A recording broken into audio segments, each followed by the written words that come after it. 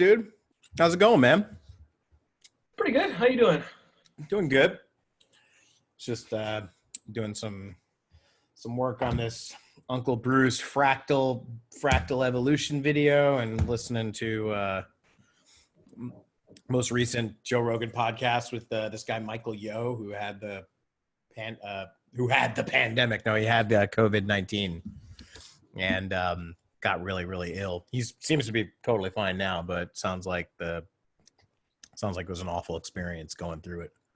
And he was like spitting image of health, relatively young guy, completely healthy, and was like doctors, it just sounds like it was a very brutal, more than just the regular flu kind of a situation. That's intense. Yeah. But yeah, kind of an interesting podcast. What is this? This guy was just like a martial artist, or what was he? No, he's a comedian. Oh, okay. Yeah, I mean, and when I say spitting image of health, I mean, who knows? Who knows? Maybe he thought he was healthy. Maybe he just seems healthy, and maybe there was something else going on. But goes back into that feedback loop of like, oh, we don't know. Right, exactly. All the information, just like more information that comes out, it's just more and more confusing. It seems like. Yeah. The only thing that I found recently that got me really, because it was, to be honest, I was a little reluctant to do any deep dives down the rabbit hole of conspiracy theories with this stuff because there's so much confusing and convoluting, agenda-based information out there. But I did read this article on Newsweek that the headline made it seem like Dr. Fauci was sort of like responsible for the pandemic. But when you read the article, it's more about gain of function studies on viruses. And do you know what gain of function means? I don't know. Gain of function is a type of study where they basically take viruses like coronaviruses and they that are like specifically only transmissible through animals like bats or ferrets or whatever. And when they do gain of function studies, they take the virus and they intentionally infect these animals with it over several generations until the virus mutates so that they can get it to become transmissible by humans, with the overall goal being to study these viruses and to create potential new drugs and medications for, like, in the event it ever were to get out into the human population. But it's a very controversial subject from what I'm reading about. It's not just like a few people that are against this, because it seems to be dangerous, because basically you're taking a virus, you're intentionally making it more virulent, more transmissible. Mm-hmm. And the thing in this article, which is true, that it just so happens that one of these gain of function labs, which the US government has funded to, is in Wuhan, China. So it's just kind of like a weird, a little fishy coincidence to see that one of these places, and during the Obama administration, they had put a hold on these gain of function studies, so they weren't doing them for a while. But then that limit on the time there ended in December of 2017. So then Dr. Fauci, who oversees all this stuff, was like, all right, let's go ahead and start doing gain of function studies again. And they were actually doing gain of function studies on COVID-19 prior to the pandemic beginning.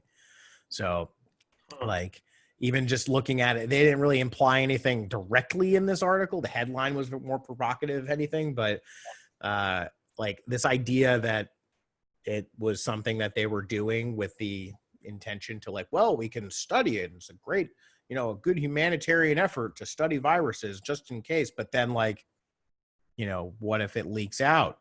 Yeah. You're making a virus more virulent, which then happens to be transmissible by humans, and suddenly it just breaks out everywhere. So it's like, they were just kind of pointing out all the facts. Yeah. Not necessarily.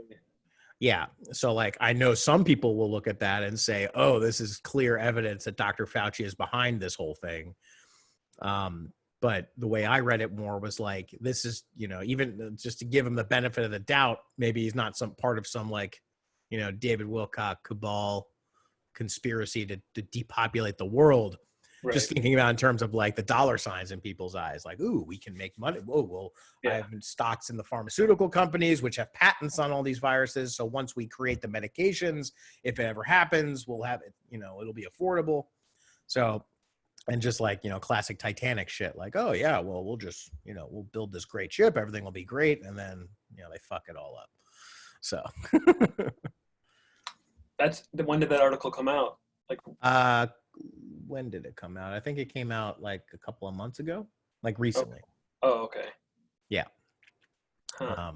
Yeah, I so- mean, I've seen that a couple of times about stuff. Like, there's no denying that we actually were doing stuff in Wuhan, but no, I haven't seen anybody address that on like the higher up level, on like the official level. It's always been the unofficial YouTube, David Wilcock but there was an article from the New York Times, I think, that the one that David Wilcock was talking about, where that one guy actually did get arrested, and his like lab assistant was the one who was found like smuggling vials of something.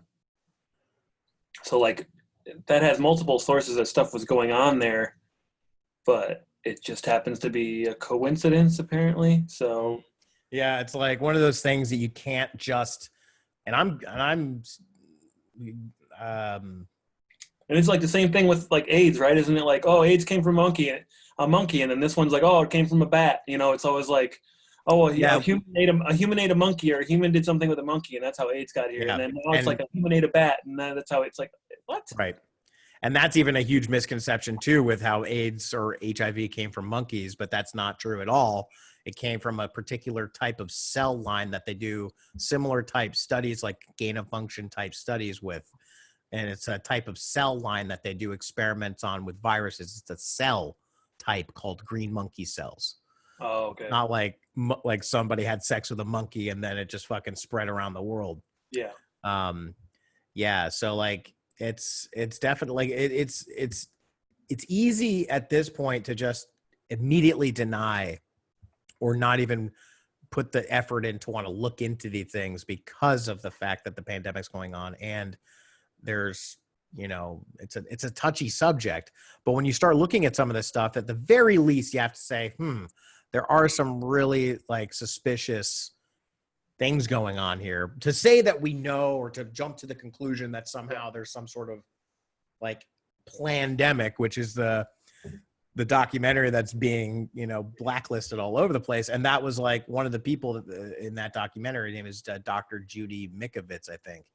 And she was somebody that was like involved. I don't know the full story. People can look this up, but something to do with like her research and her pointing out a lot of this stuff was she ended up like getting arrested. They didn't charge her with anything. They basically said, you can't talk about this ever again, and we're going to find something on you. So but there's also reason to question like what her motives are within it.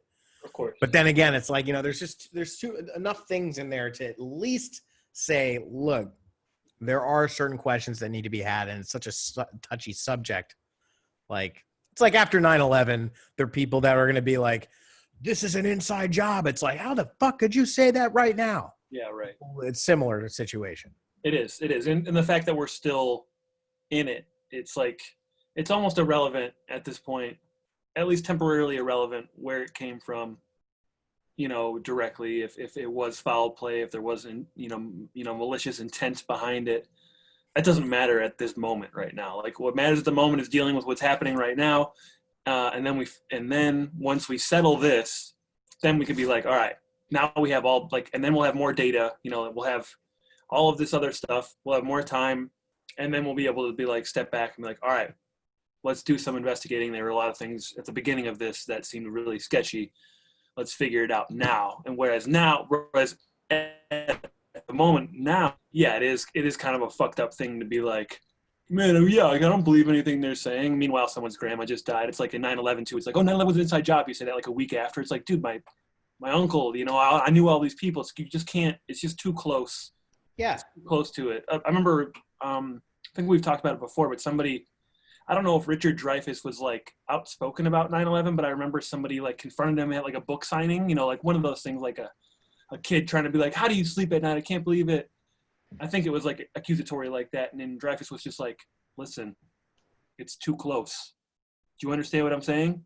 It's too close right now. Like something like that. Like we can't, he was being very, very mysterious about it, but he wasn't saying one way or the other. He's like, right now is not, like, we can't do it right now. Whatever you're trying to do, it's too recent. It's too fresh. Yeah. You can't do something that close, that large, I mean, they're just about to release JFK stuff now or in the next, and that was 50 years ago. It's like 9/11 was arguably worse than the president getting killed. I mean, it was the worst thing that's, happened on U.S. soil in one day. So it's like that amount of trauma, it was probably some equation like trauma, that, a severity of trauma plus this plus time equals the correct amount of time to let it simmer, let more facts come out, let everyone get all the emotions out. Because you can't, Yes. you can't be emotionally investigating something. It's just not going to happen. No. So you need to be external from it, removed from it emotionally. And whereas a lot of people with 9/11 are still so emotionally involved in it, it's probably still like, who knows? It might be 50 years, it might be 100 years before the truth finally comes out about that. But you have to remove the emotion right now in the middle of the pandemic. You can't be like trying to, it's like in the middle of a crime, like trying to solve the crime. It's like the crime's not over yet. You have to let it play out completely. We want to try to save as many people as possible. And then at the end be like, all right, what the fuck really happened here? Yeah. And the best thing we can do even during this process is to be a little bit more open-minded about what it is that is going on. Take the time to research. That doesn't mean just like watching some YouTube videos that will ultimately just like what you're looking for, you will find it. Confirmation bias type stuff. Yeah. That we're still in the middle of it. We need to take the time to read those articles and to also really do our best to remove any filters we have. And we have so many filters. One of the biggest ones is the political filter, where like the first layer of that treachery is just to even question the nature of this pandemic. A lot of people immediately assume that are you Trump, making America great again? What, you think it's nothing? What, are you going to go stand out? And it's like people, it's not any sort of like indictment on one side or the other at this point. It's just like, okay, take the time to read the articles with a clear mind. Mm-hmm. And it's, like you said perfectly, it's just to let go, to find a time when once the emotions stop ruling the day, it would be wise for us to think about and research that stuff, because look, there are people that exploit situations like this, just like after 9/11 with the Patriot Act. There's very well possibly going to be situations like that going forward post-pandemic. So we just gotta, just be extra vigilant, but not. And I think that's like, I'm going to give people the benefit of the doubt at that point, in that sense, where I would chalk it up. It's more likely of a possibility that people are just so blinded by money, profits, and sustaining the status quo, going back to normal, whether it's, normal 10 years ago or normal 100 years ago. That type of stuff is risky, because when you start doing that, you start pointing fingers, and then you start wanting, like, okay, well, let's just kill the bad people. Let's get the bad people out of there. And it's also, oh, well, then if what they're saying isn't true, does that mean none of it's true? Or we really have to be open-minded about this, especially because we don't really know. No, right, exactly. We don't know. And sorry, I just lost my track of thought.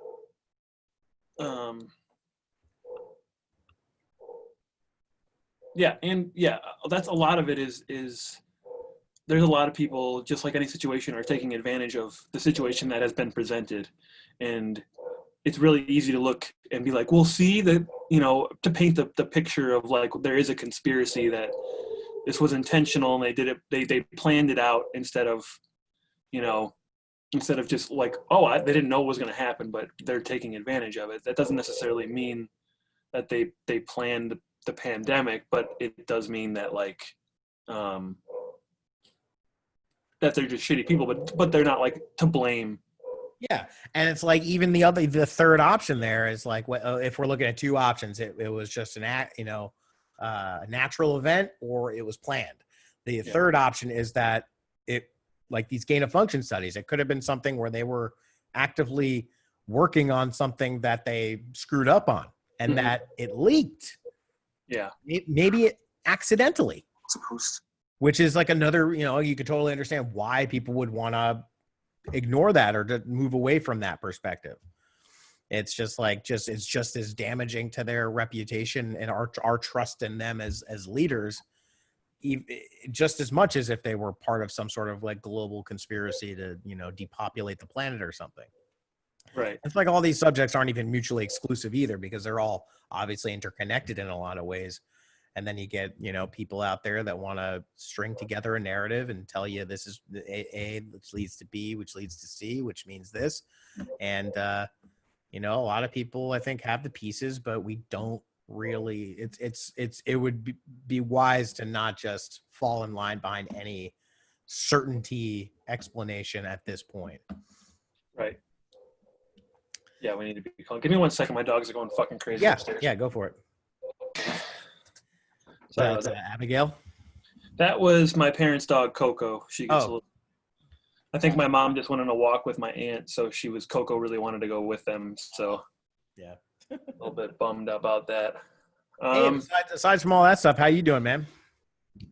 Pretty good, man. Yeah, just did my dad's in Chicago with my sister, so he gave me a few yard work chores to do. So I was out working in the yard today, so that felt nice. Nice. But yeah, not bad, man. Just finally making headway on this third installment of this script, and started writing it again last night. So I'm feeling pretty good about that. This is definitely the best I've felt about starting a draft on, like a whole brand new draft on something. Because I usually go into it kind of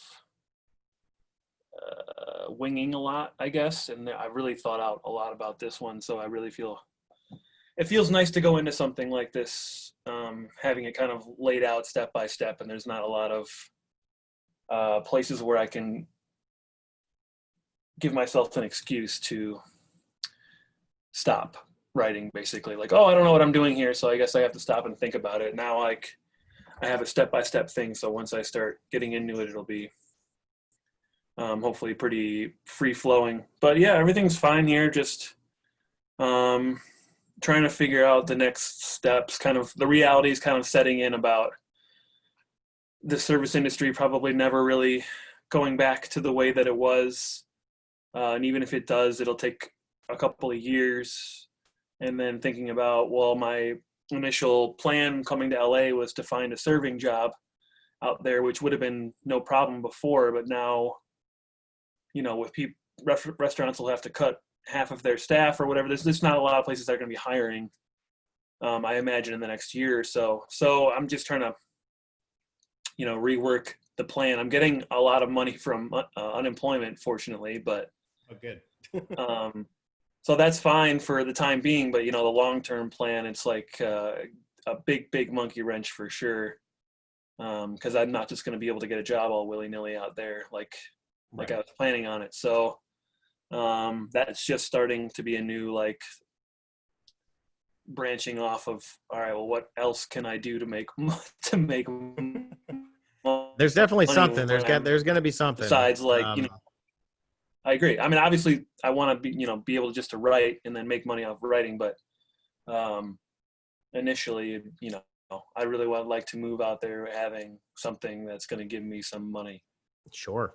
So everything's good except for my mind just realizing that the last couple of days, like, oh, fuck.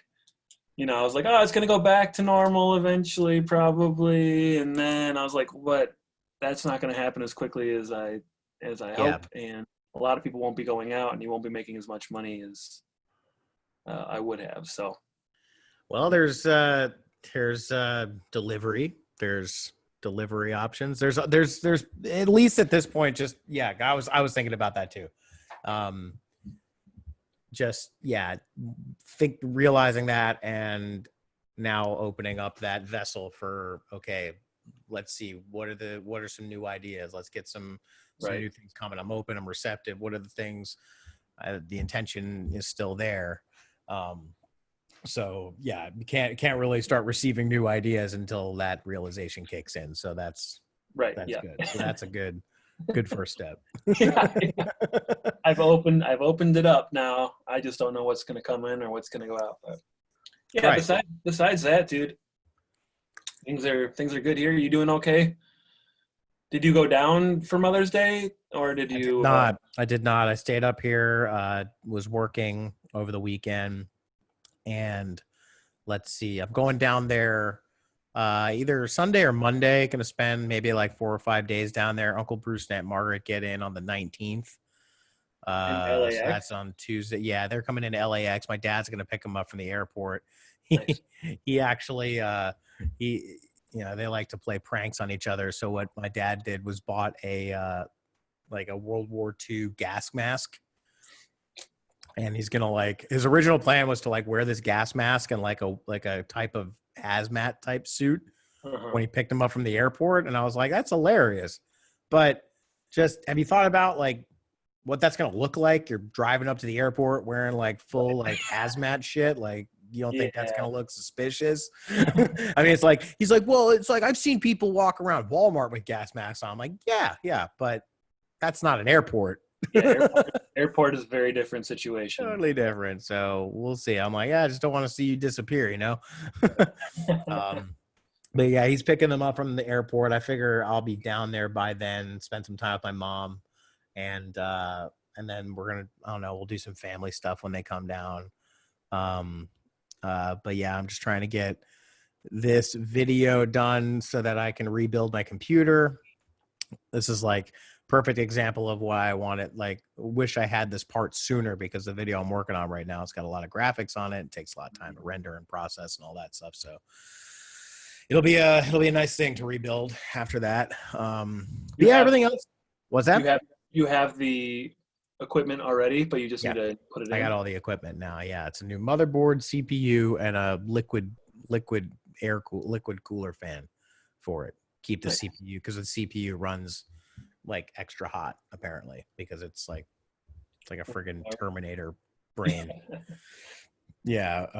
But yeah, everything else is going good. They started opening up testing down here for people that want to go get tests if they don't have symptoms already. Mike went and did that already and he came in negative. I think I'm going to do that probably just so I can tell Corey and be like, look, see, like I'm negative, man. Like it won't make a difference, but right. But yeah, other than that, man, it's been basically the same old. I started watching the Marvel movies again. Yeah. Like just finished Thor: The Dark World last night. And last night I watched for the first time, I can't believe it was the first time I've seen this, but The Black Cauldron. Is that an older? Yeah, it's a Disney movie, like an old before The Little Mermaid. Yeah. Just before the rescuers, Mm-hmm. the Great Mouse Detective or something like that. Yeah. Like just before they started getting really good at the animations. This is an interesting story. It was dark for a Disney movie. But yeah, you could tell that they did not have their animation game down. Not really. It was good, but not as good as the previous films, like from the early, like the late, like the 60s and 70s, and nowhere near as good as like, the golden era of Little Mermaid and Beauty and the Beast and all that stuff. Yeah. Interesting. Why did you watch that? It just popped up somewhere or what? Well, actually, I did a FaceTime with my sister last night. First time I did a FaceTime with her in a while. We were on the phone for like a couple of hours. And we were just talking about all sorts of stuff. But she mentioned that she was telling me Gabe hates Disney movies. Like Gabe hates Disney movies. He can't stand them. He hates like love scenes and anything like that, mainly because for some reason, like anytime Matt watches a movie, like a Disney movie or any movie that there's like a love scene in, he always fast forwards to the love scenes. like no matter what. So Gabe is like seeing his dad do that.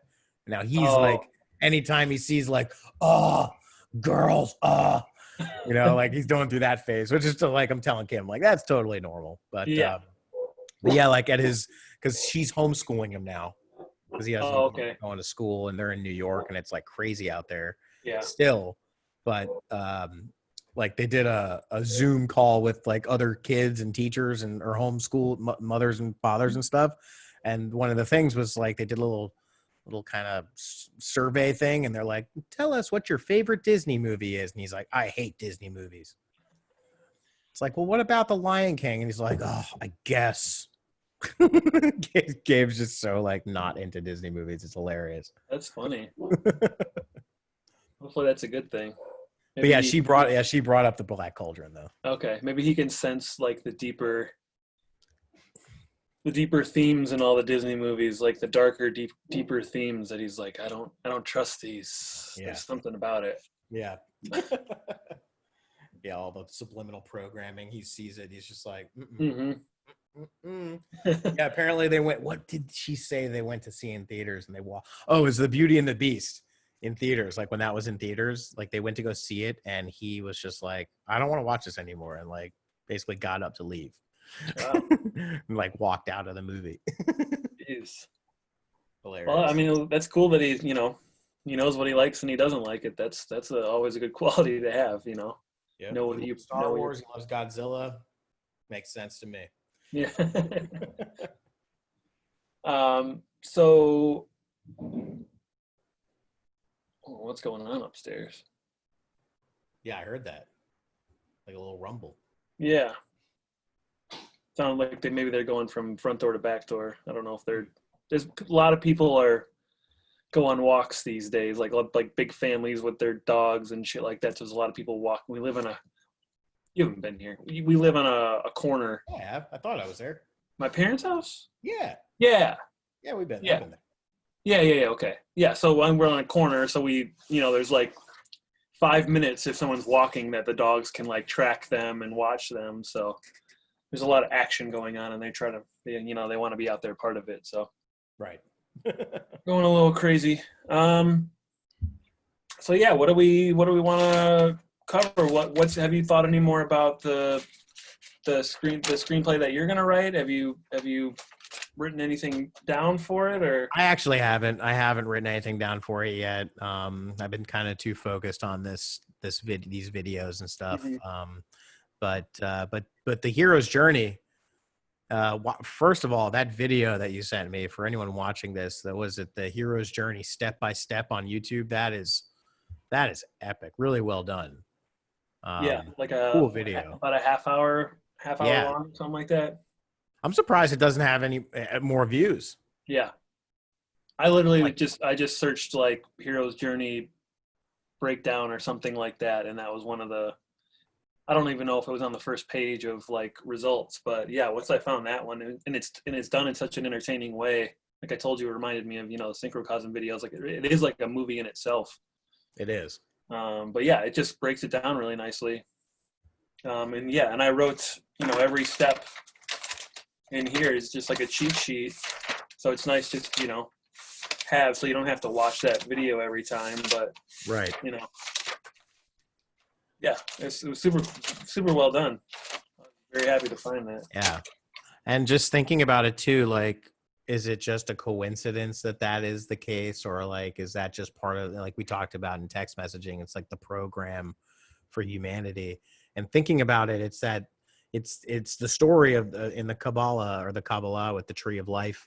And it's like very much analogous to the biology belief in a way, story of the signal coming in through the cell membrane, going deep within the cell to the nucleus to then affect a change within the DNA and how it expresses itself, which then in turn rises back up the cell and creates an effect in its environment. So that's literally the story of the hero's journey. Instead of a signal coming in through the cell, you have the hero going through the threshold and all the steps along the way to get to the cave of the resistance or whatever it's called, Mm-hmm. the innermost cave, and then having that shift, which then leads you to want to go back up. that's exactly what the story of the Tree of Life and the Kabbalah is all about, where you have the divine light, infinite source of the creator coming down and being reflected through these kind of like stained glass mirrors down to a place where you have this divine, infinite, pure light down to a point where it looks like you have like a physical object that seems separate from the source. And then that's where like we are basically born into. That's what we perceive as the matrix. We're in the matrix. And then the whole point is to realize that there are these programs that we have to deprogram in order to become more similar in form to the creator. So it's the same story. And it's in our cells, it's in our philosophies, it's in our day-to-day lives, it's in the tarot cards, it's in all of this stuff. So it's amazing. Like that, watching that video, it's like, wow, this is a really profound message. It's just so much, it's like so ubiquitous. Like, the hero's journey, every movie, like, oh yeah, I know where this is going. Right, but it's like, yeah, but if you think about it, it's like it's not just like some any story. It's like, you really listen. Why do we keep making these stories? Why are they so captivating to us? And it's like, yeah, because it's in our DNA, basically. All right. And we've talked about relating it to like our actual lives too, like, we've asked ourselves before, like, where do you think you're actually at, like in the hero's journey? Like if our whole lives, if you live a full life, whatever that is, then, and you go through these things, and a lot of people obviously don't make it all the way to the end. Most people probably don't make it, all the way through the hero's journey where they like, conquer their fears and they get the big trophy at the end, and then they can implement that in their new life. But yeah, we've talked about like where we actually think we're at, and if we've been stuck in certain places that we couldn't learn the lesson. I think people are pretty familiar with that. Once they become a little bit more into spiritual stuff, it's like, you kind of learn that you go through cycles, and, some people are like, I can't believe, why do I keep dating the same shitty people? And why do I keep doing this and that? And, they can't really see beyond it. But then a lot of people are like getting to be like, oh man, I'm making the same mistakes over and over again. And you can kind of step back a little bit and be like, all right, how do I break this cycle? And you really could, if you really wanted to, like have like a flow chart of your life and the hero's journey, and be like, all right, here I am. I keep going from here to here, and then damn it, I go back around every time, and I keep coming back, and I'm like, all right, here we go. And it's like, all right, if I could just remind myself, or if I could have a different perspective once I get here, it's like playing a video game. You keep, trying to beat the boss, but you keep doing the same thing, and then you keep losing right at the end. Like, damn it, I was so close. It's like, well, try a different tactic next time. Maybe that's why you keep losing and you keep dying to the boss and getting really, really close, thinking this might be the one, and this might be my person I spend my life with. This might be my career break. But you just keep falling short. And if you look at it from the hero's journey perspective, it's like, all right, well, what's on the other side of it?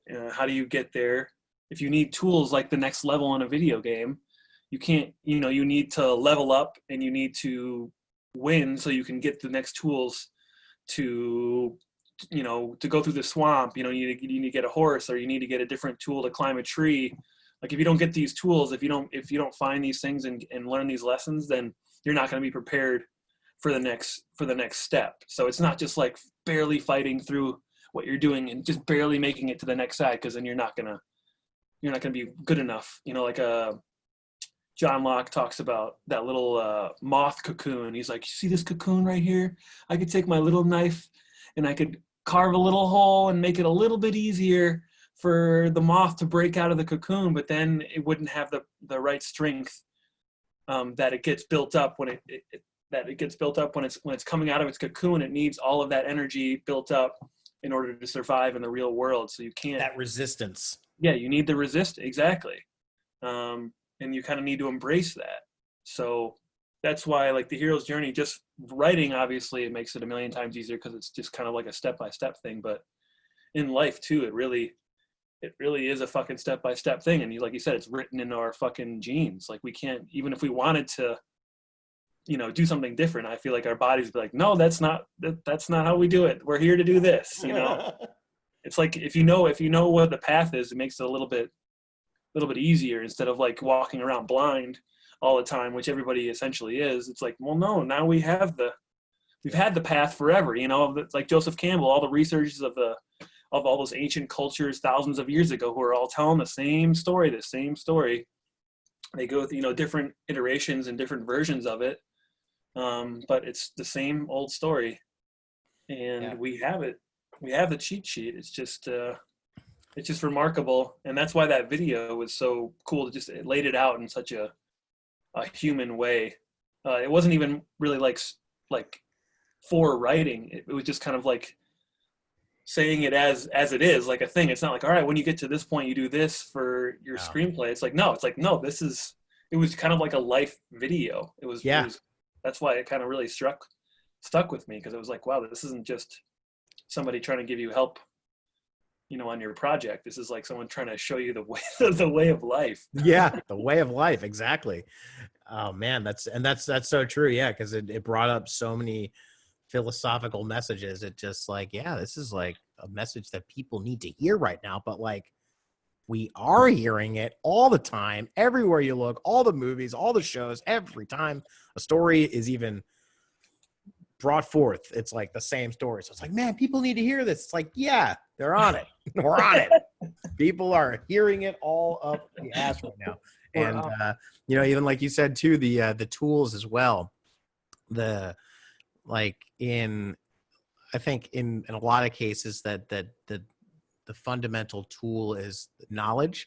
It's like in the Kabbalah, it's the roadmap. It's understanding what each level of the hologram or the structure is, so that if you think of it as like a ladder, like the knowledge of what each one of those rungs on the ladder represents, so that if you're going to get to the top of the ladder, you have to go generally one step at a time.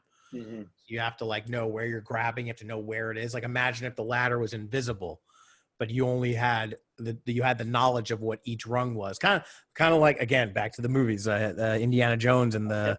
Is that what you're gonna say? Yeah, like the bridge when he's like was it not Penitent Man? No, it's the one where the bridge will appear once you have faith or whatever, and he just has to take the leap of faith. He has to just put his foot out there, knowing it's gonna be there. Mm-hmm. If he didn't know that and he got to that ledge, it would have been like, what the fuck am I supposed to do here?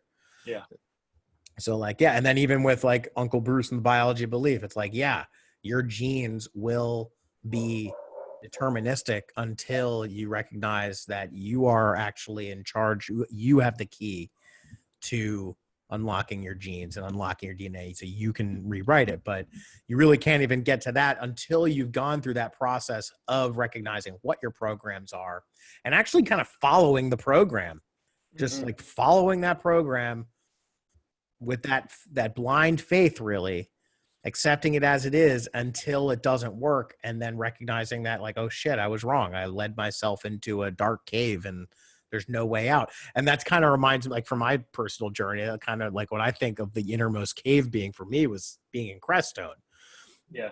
I felt like my whole life led to that moment. And literally it was the road, the town at the end of the road. The journey begins at the end of the road is what's on my little like keychain that I got from Crestone. So it's like, and then there was like Rob, of course, who was like one of my, like a big mentor for me at the time. And there was these different mentors, which then leads me into thinking about Mandala too, because I think it might be a cool, I'm sure we've done this like at times before, but maybe not fully just focusing on the hero's journey. It's not exactly a hero's journey. It's different in a lot of ways, but when I was watching that, one of the things that came to mind was with Mandala is like, in this hero's journey, in that story, you meet certain people along the way, but there's the guardian at the gate, like in the Matrix, like before he actually gets to Morpheus, who gives him the choice. There's that moment where you have that, I guess it's the guardian at the gate, where Mr. Smith is like telling him like, tell us what you're doing and we'll make you, really rich. Just work with us. You sure you want to do this? And he's like, fuck you. I want a lawyer. And then they put that thing into his belly button. So there's like these kind of like positions along the way. And I think with Mandala, what's very evident within the story as is now is that I feel like the people that show up in Lilith's journey along that way, there's going to be interesting misdirection. Like there's like maybe in the hero's journey, it's like when you get to the person, like when like Matt Damon or Vince Ellie, it seems like he's like your mentor. It seems like he's the guy, like he's like your Hagrid from Harry Potter. He's your Gandalf, or he's your Morpheus, but he's Yeah, not. You know, it's he's like not. playing with those things where it's like you kind of going along the hero's journey, following the program, and then you get to it. Then there's like these big epiphanies that happen along the way, but you're so deep into it that it's like shit. I don't know who to trust anymore at this point. Yeah, and there are so many different people that she like. She really does like run into a lot, like just like the labyrinth or any story where you're on a road.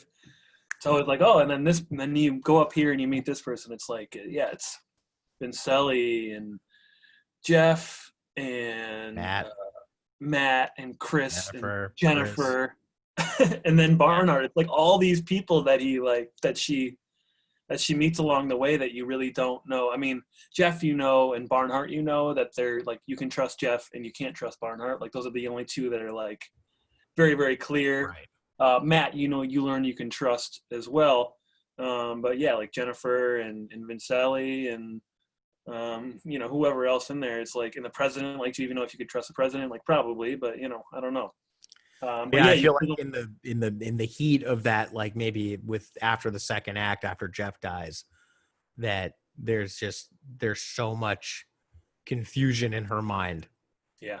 And then the fact that she's alone, like her one person that she knew she can trust is gone, and now it's just kind of like her trying to figure everything out.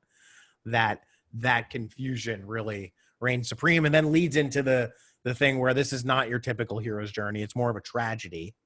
Mm-hmm. Which I guess they went over in the video too. Like, tragedy is when, the dreams and wishes are not fulfilled of the hero. Like they don't actually succeed in that or something like that, which is the way it appears I would imagine when you're watching it for the first time.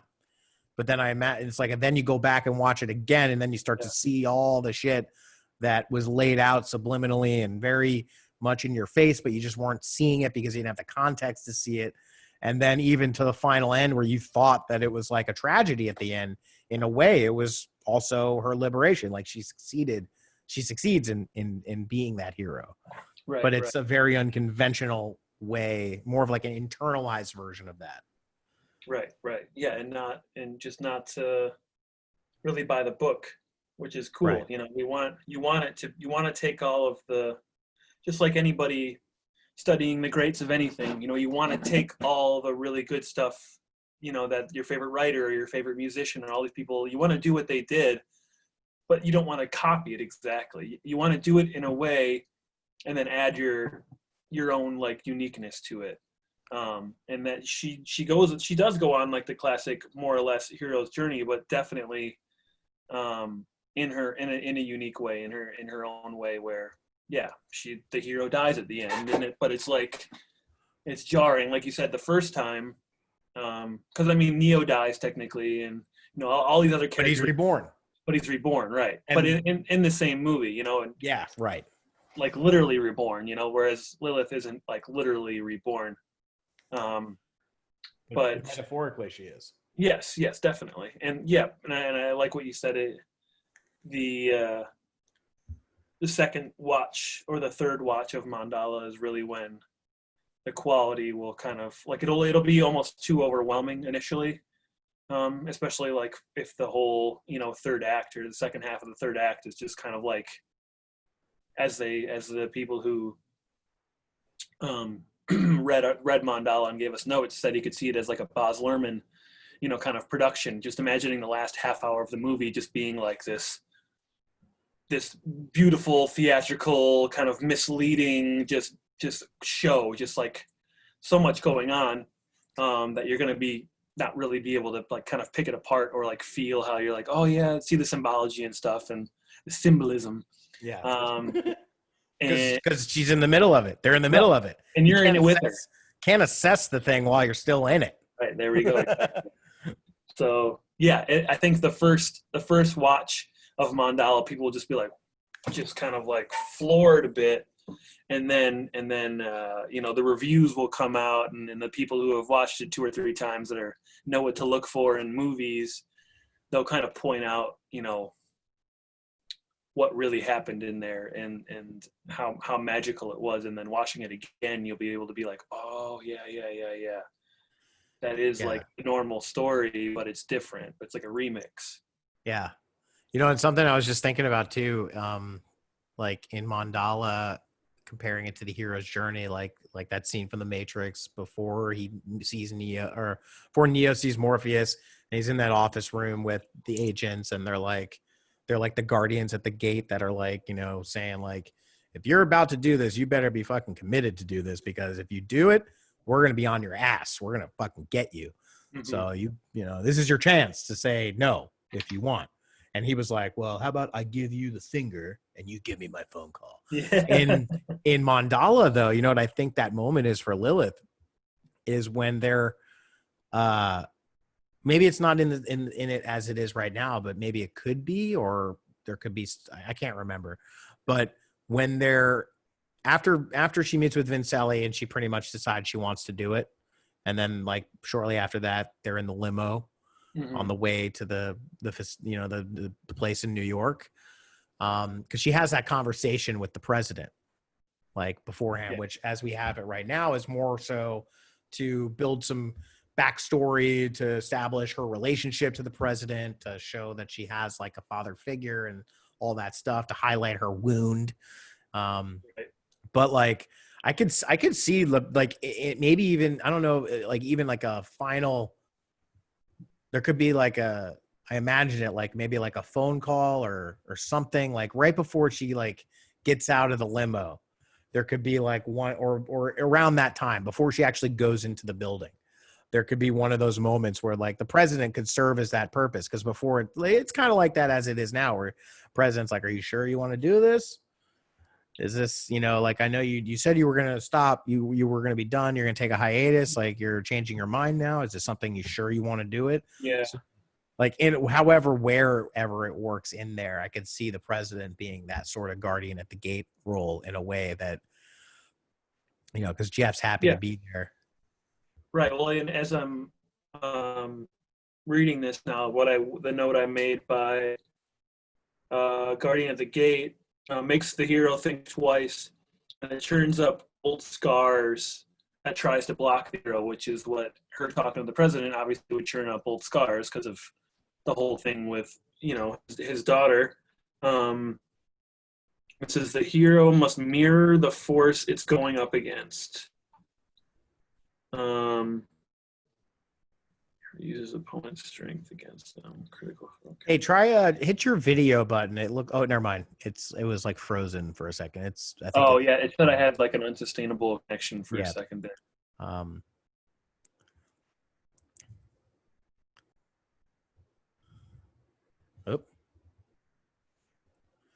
Hold on, folks. What happened? Yeah, I don't know. I think you like hopped out of the meeting. Well, yeah, my connection fucked up. Yeah, I think it's better. I think it's we have to go back. Go back. We have to go back. Dude, check this out. This is really trippy because I'm working on this video for Uncle Bruce, right?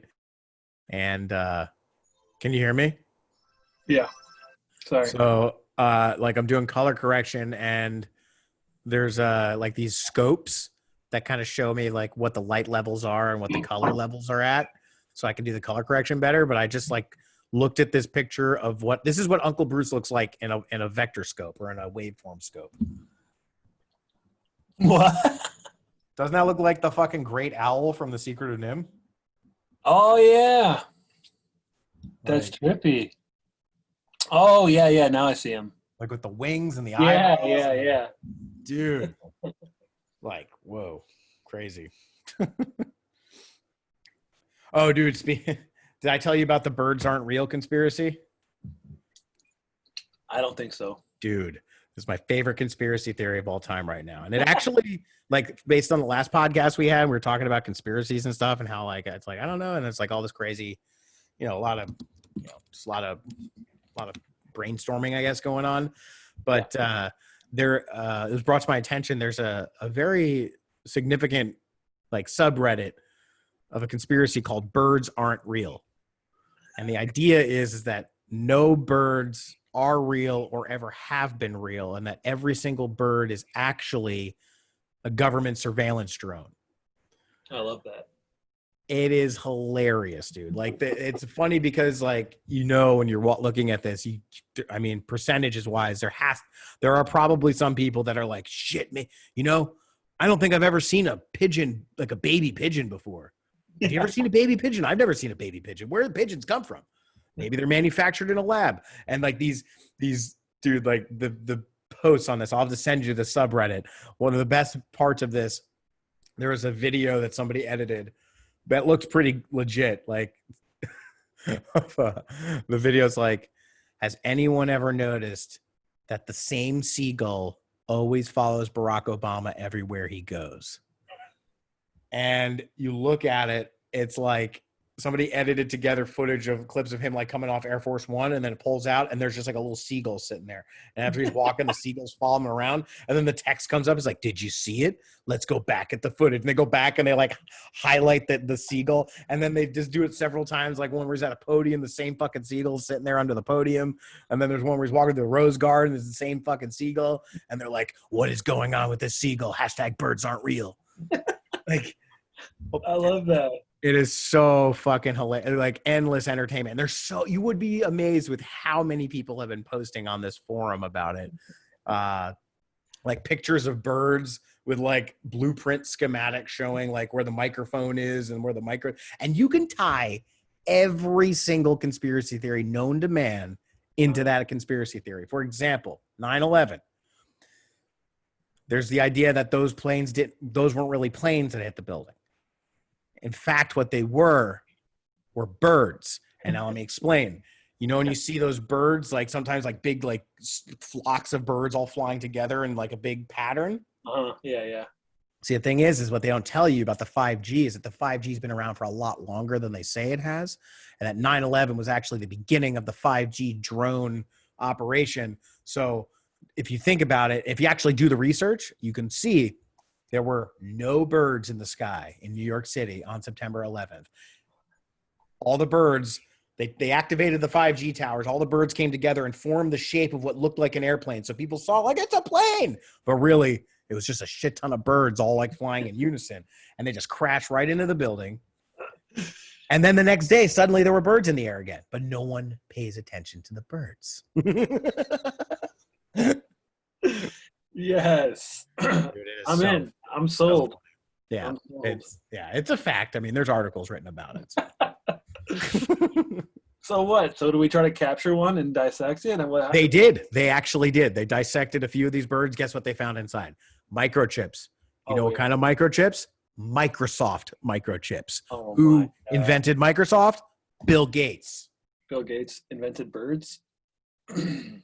Bird flu or Yeah. drones. Mm. 5G, bird flu, nanites. Spraying nanites. Yeah, that's what David Wilcock was saying, is that they were spraying it. They were using drones to spread the coronavirus, to just aerosol it all over. Yep. Big populations. Yep. And that the Alliance actually are the ones that release the murder hornets, which are also drones to fight the bird drones. That makes a lot of sense. Like if you see the murder hornets, usually they're like swarming around birds' nests. Birds. Oh. Wow. Just when you thought you heard it all. Just when you thought, man. Next time you go outside and you hear birds, just remember those aren't birds. That's just Google.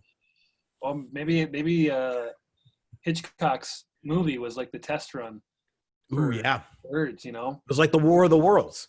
Like, yeah. That's how they wanted to see how people would react if birds, just like if they turned on the 5G and all the birds started attacking everybody.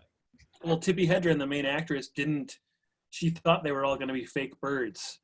And Hitchcock didn't tell her on purpose so that when they released the real birds, she would actually be fucking terrified. And she actually got like injured from these birds that were like pecking at her. Birds. So she Dude, it's so you see her reaction, and she's actually scared because these are real birds that she was not expecting. Wow. They're actually attacking her. Wow. Or drones. Dude. That is some wild shit, man. Now I really want a shirt that just says birds. Birds with quotes. Bird.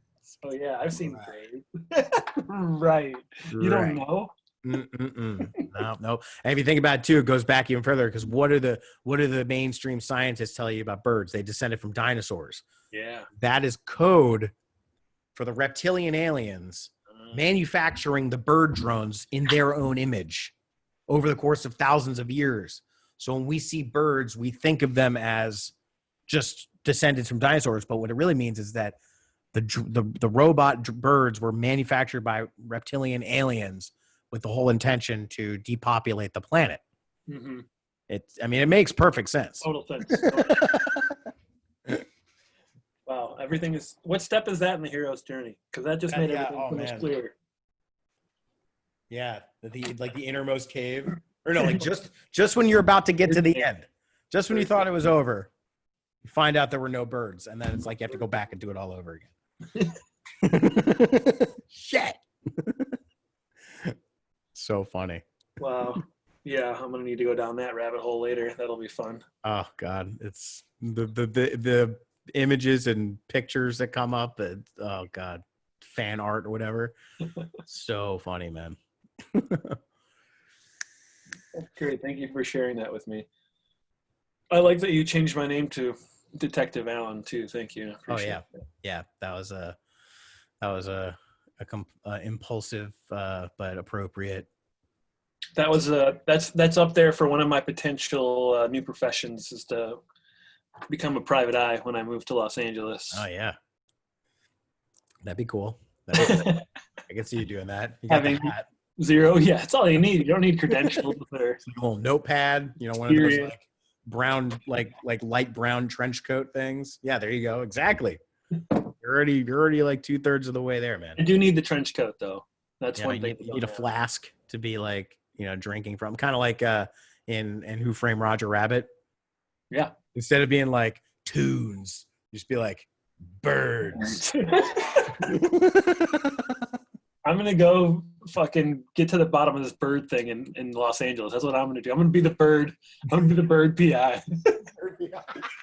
Dude, we need suspicious birds on your property. Give John Allen a call. It's an essential job. Got to get some binoculars and like a bird collar. Like a bird whistle. Yeah. I'm bird watching. Yeah. You looking at those birds? Are those birds? They used to be. But were they ever birds? No, they weren't then, right? No. There are no birds. There was never They're not real, dude. there was never any such thing as a bird. I think one of the beautiful things about that is that it's like a little expose on conspiracy theories. It's satirical, obviously. It's hilarious. It reminds you to laugh a little bit and also not take everything as if it's the absolute truth. Right. Not to say that it's like, some people would also, I'm sure, would be like, yeah, see, this is a perfect, example of why conspiracy theories are bullshit. Right. But it's, I don't look at it that way. It's just one of those things, like based on the last podcast we had, it's like all the conspiracy theories, I was literally losing my mind over it. Mm-hmm. Because I don't know how to reckon. What was it? I watched Thor: The Dark World the other day, or Thor. Natalie Portman. She's like, when I'm outside, just like trying to reconcile particle data. I just like look at the stars. I'm like, reconcile particle data. Like you said that so casually. And it's like, when I'm trying to reconcile all the fucking conspiracy theories in my mind, I had to like look up and see, like, wait a minute, where are the birds at? Where are the birds, man? They're not there until you realize that they're there. Yeah. All of a sudden they're there. Yep. That's funny. Yeah, that kind of. I want to. Part of my arsenal is I want to get. I want to write at least one TV pilot as well, maybe a couple. And I would like to. I literally have no idea where to even begin for an idea for that. So I'd like to just at some point kind of brainstorm with you. because I don't really want to do something that I've already done or or like kind of elaborate on an idea that I've had. I kind of want to do something just for fun and from scratch. So if you have any ideas in that realm, but would you want to explain your story that you're the main one? Because I know you had the kind of Star Trek ish one where you wanted the show. yeah, the show, and but then also the movie, the one that is like in the forefront now. Yeah, You've been talking to me about. Do you want to just run through that with me, like? sure. The movie first. Yeah, yeah. Yeah. So yeah, I out of the few ideas I have, the other one that I have is a little bit, I don't know. I think it's a fun idea.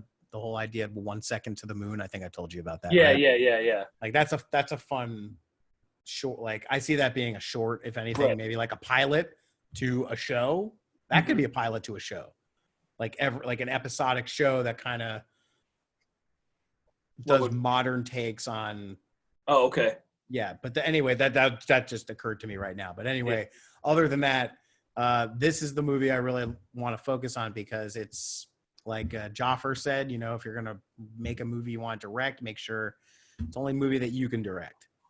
Right. And this is a story very much mainly inspired from a true story in my life of getting into that car accident in New Mexico on the Four Corners. And also telling a story just kind of about my life in terms of, and one of those things where it's the theme being, you can't really run away from your problems. You have to face them. You have to face your demons. And no matter how, like everywhere you go, there you are. And the movie sort of opens up with the main character, one person in a car, they're escaping something and they seem like a little manicky. They seem a little crazy because they're like talking to themselves. It's almost like you don't really need to know exactly what happened, especially right off the bat, but you could tell that there's like some shit going on. And I imagine the tone of this movie being somewhere in between American Werewolf in London and Midsommar with a mix of Dances with Wolves in there. Okay.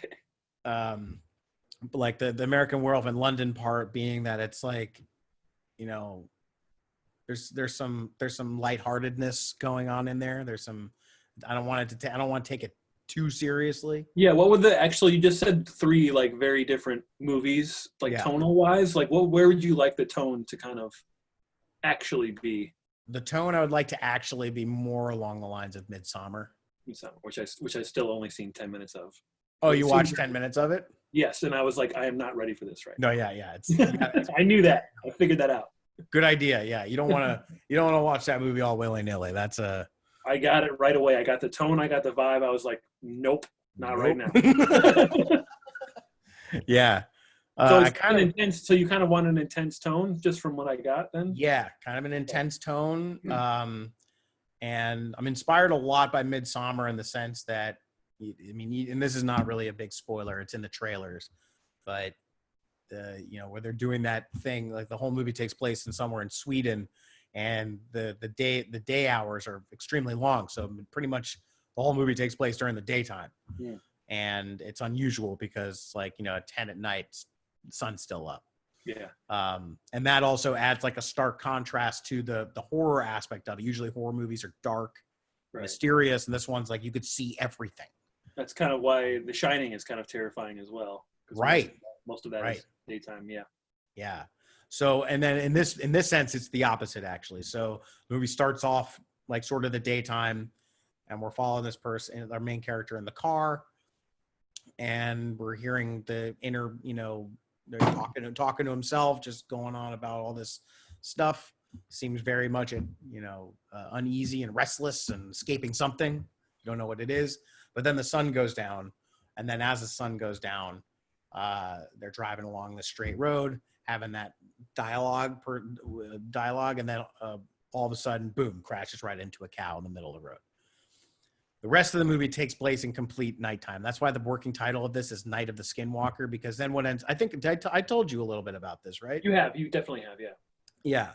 So without having to go beat by beat of exactly necessarily what happens, and what happened ultimately after this car accident, some mysterious things start to happen where our main character basically gets stranded in this location without, like their car gets taken away, everyone's gone, and it's like it's hero's journey, I guess, in a sense, where he's left with a choice. You can either stay there by yourself or go with the Navajo police. Like the Navajo police are like, we'll help you. Right. They show up on horses. Is that what you said? Yeah, they show up on horses and like kind of this- like mysteriously. Yeah, because there's like right after the car accident, he gets out of the car and he's walking up the line to the state troopers, and the state troopers are kind of ignoring him or not paying any attention to him, and he's like really getting pissed off. He's in shock and everything. And as he's going back to his car to like get his paperwork, there's somebody else sitting in his car as if it's their car, and they get into this weird argument like, hey, this is my car. No, who the hell are you? This is my car. And it's like in the middle of this confusion, that's when the Navajo police show up like on horseback. I'm imagining like with the moonlight silhouettes in the fog coming up, like the Four Horsemen of the Apocalypse and some shady characters. Kind of almost remind me like in Lost, like when they're in season 1, after they were on the boat with Jin and Sawyer and the others. The others like show up and you're like, who the fuck are they? And you only see like it's really, really high contrast, and it's like just like a bunch of dark shadows. Like, with like clubs, and you're like, what the fuck? So like similar to that. And so that you see that there's our main character sort of like a bystander watching this all go down, where the state police and the Navajo police are having this like weird little moment deciding whose jurisdiction it is. And clearly the state police are terrified of these guys. So they end up leaving, and the Navajo police are there. The state police keep ignoring our main character. They tow his car away like right before his eyes, and everyone's scattering away. And the Navajo police say, you can come with us to our station and you can use our phone. So and then he's like left there with all the other people going one way, the Navajo police just going off the road into the woods, into the darkness. Mm-hmm. So he's like got no choice, but he doesn't want to stand there. So he just follows the Navajo into the woods. The story starts to play out and unfold in a way where it doesn't happen right away, but he starts to find out that the Navajo police were lying to him. They were withholding from him. Like they get to the station, but it's like a really strange station. It's very like there's teepees and have like a really eerie looking building. It's like, what kind of station is this? Why is it in the middle of the woods? Why is there no road to this place? All these questions. The Navajo are being very vague and saying all sorts of weird shit to him.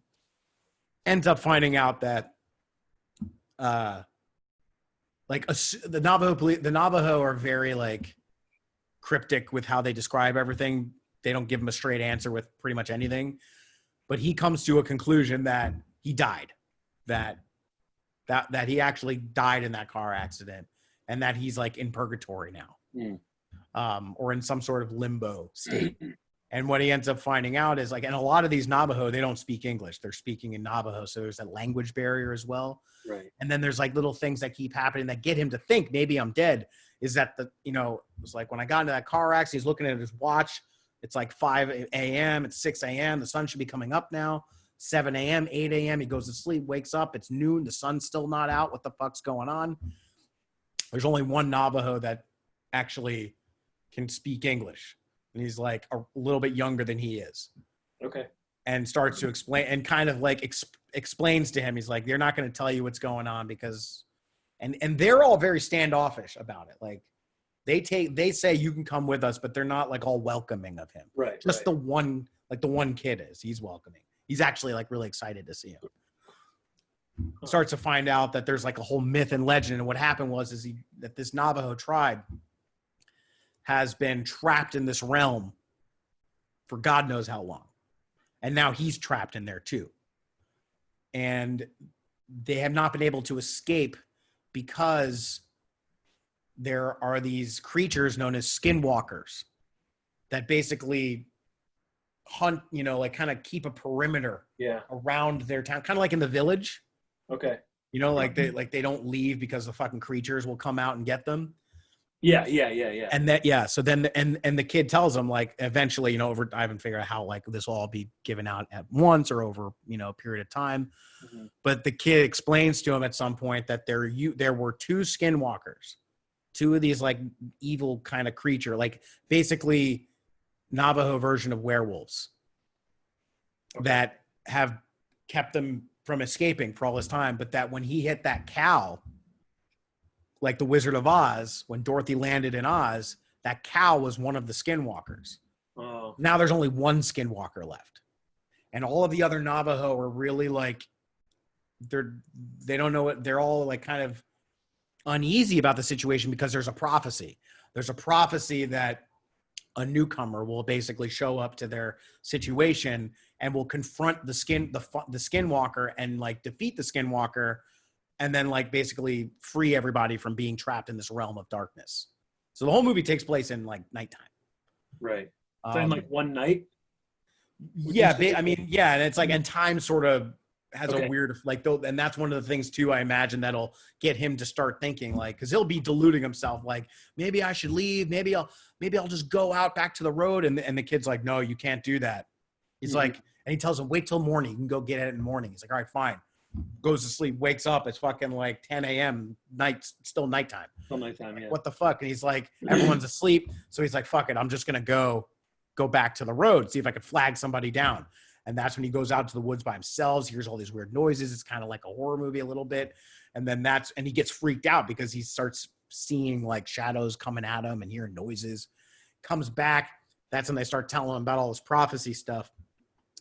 And Is it mostly the one kid who yeah, reads all the information? Like he's basically the guide the whole time? yeah, he's kind of like the translator. And this is where Dances with Wolves comes in a little bit, because there was the one woman that could speak English, and then there was the medicine man who helped Kevin Costner. Like he didn't know English, but he was still open.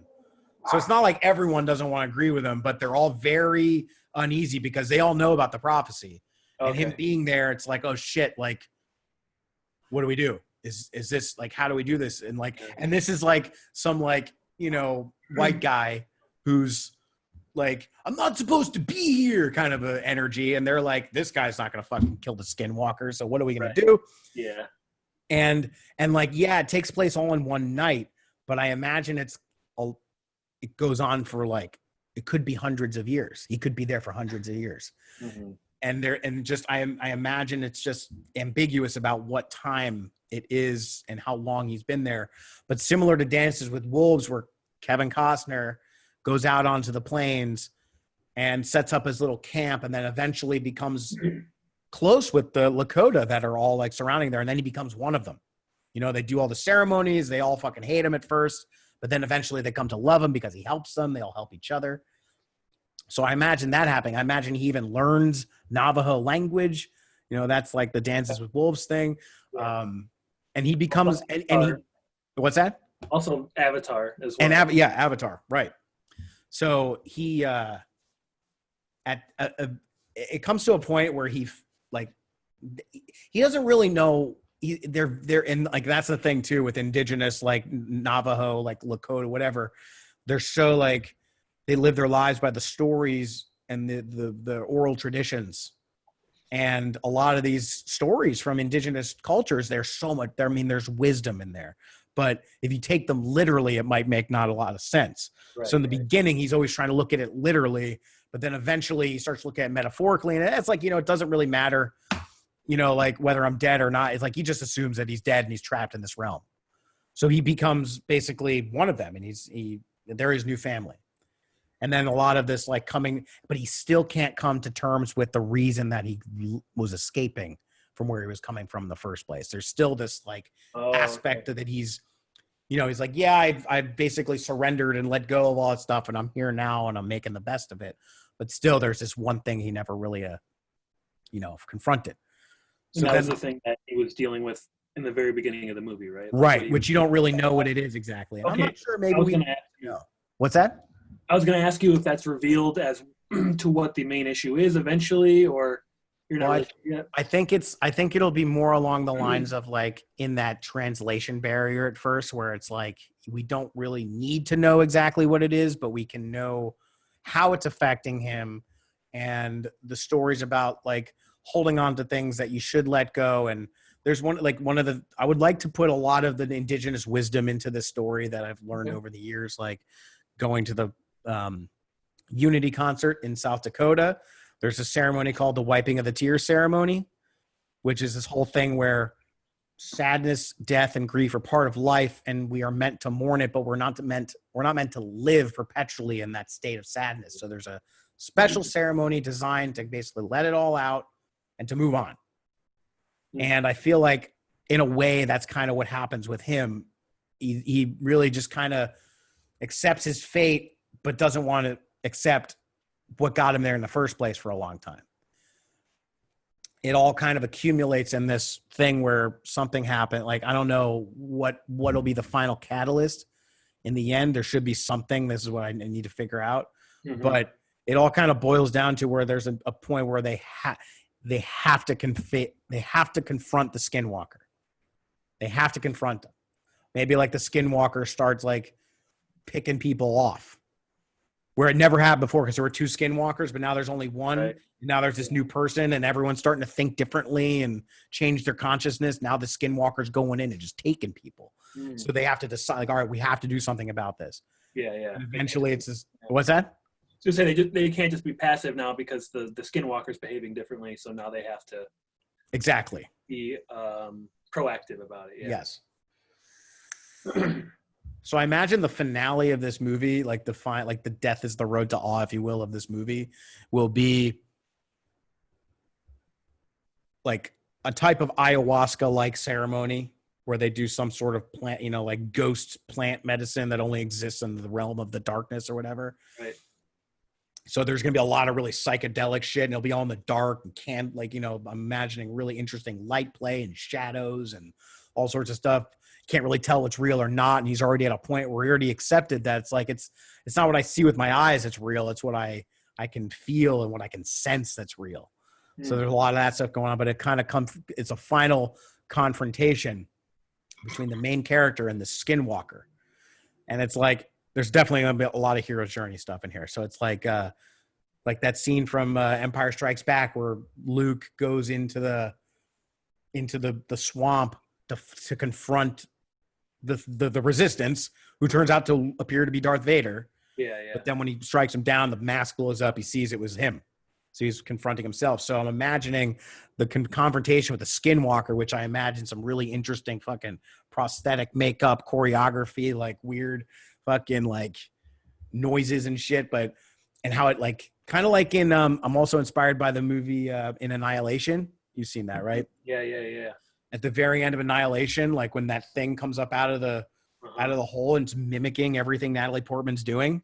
I could see the Skinwalker and the main character with like a special sacred dagger or something that they give him.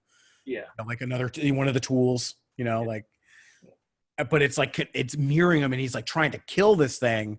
And maybe we don't see its face. Maybe it's not as blatant as like you see it's him or anything like that. Yeah. But really like the Skinwalker represents his shadow self and the things that he was running from, the thing that it's this feeling of separation that he's fighting. And eventually and it's like all psychedelic and like maybe like a portal opens up, like a fucking crazy shit happens. Like, and it's like in a big crowd of people and they're all surrounding him, like kind of like he's like facing the Skinwalker and they're all on like ayahuasca around him and they're doing some crazy chanting and shit. Like a big fight's about to happen. And this whole thing happens. He kills the Skinwalker. And there's like a big flash of light, which is the first light you see in the movie, like anything like that. And it kind of dies down. He's like, what? He comes down and he's just holding the dagger is just stuck in the ground, but the Skinwalker's gone and all the Navajo are gone, but he's still there.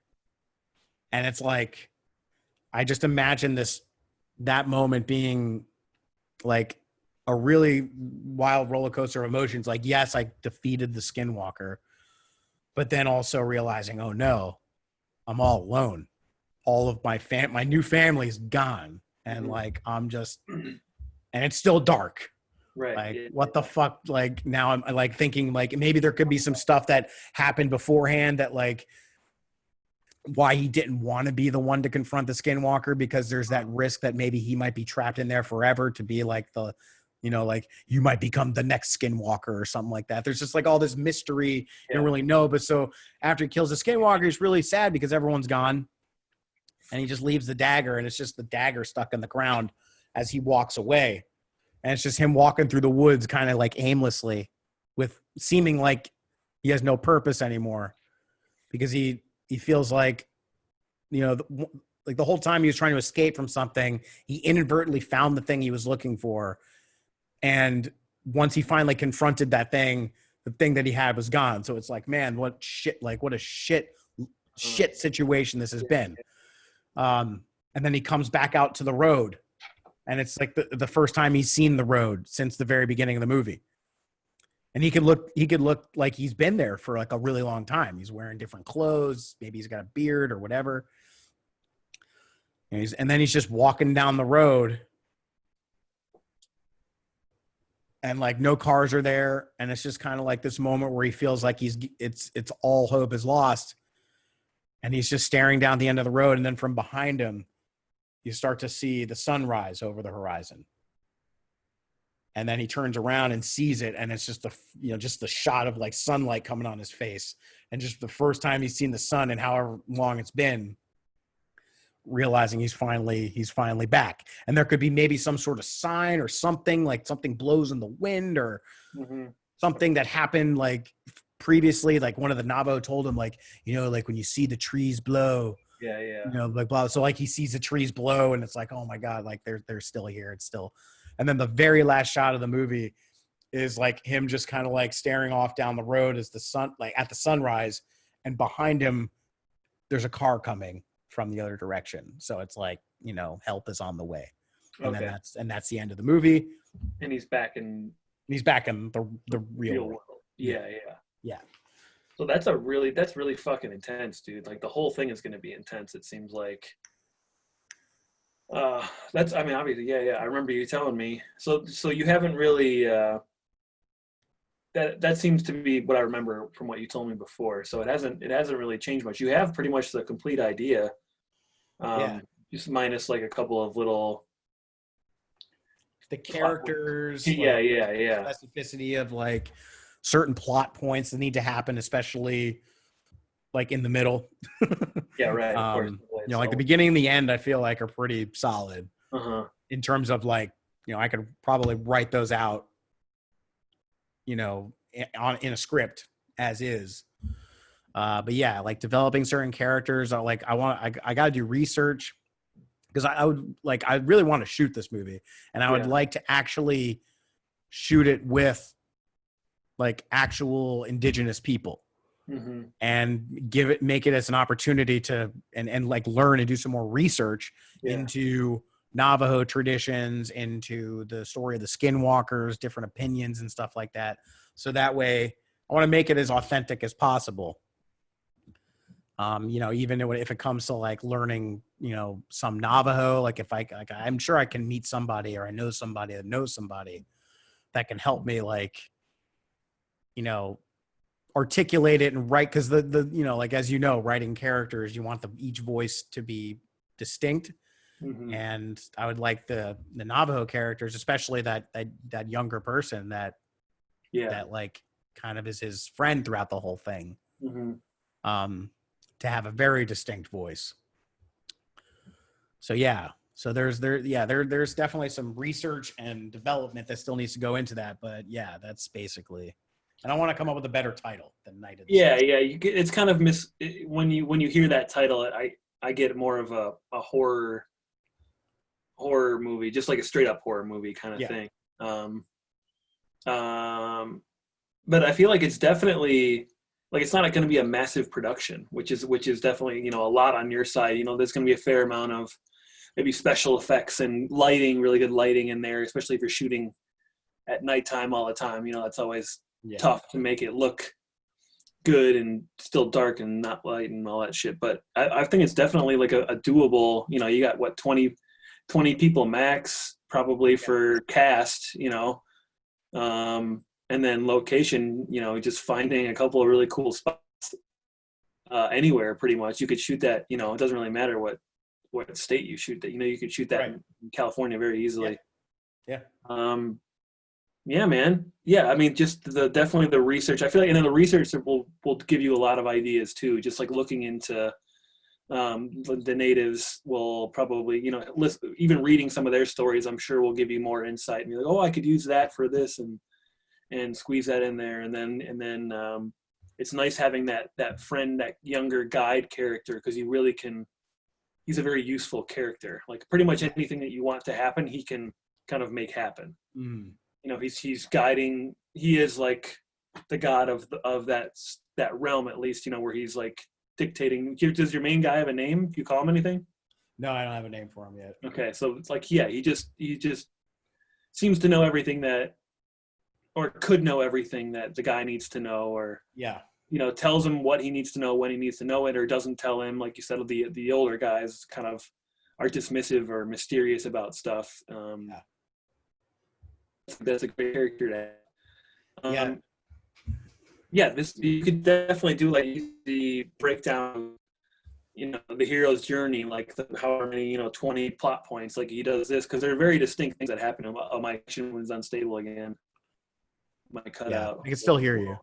Okay. Is it frozen? Yeah, it's frozen.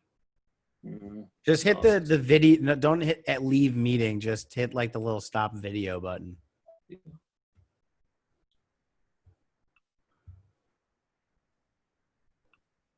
Dude, it's all those birds, man. It's all those birds.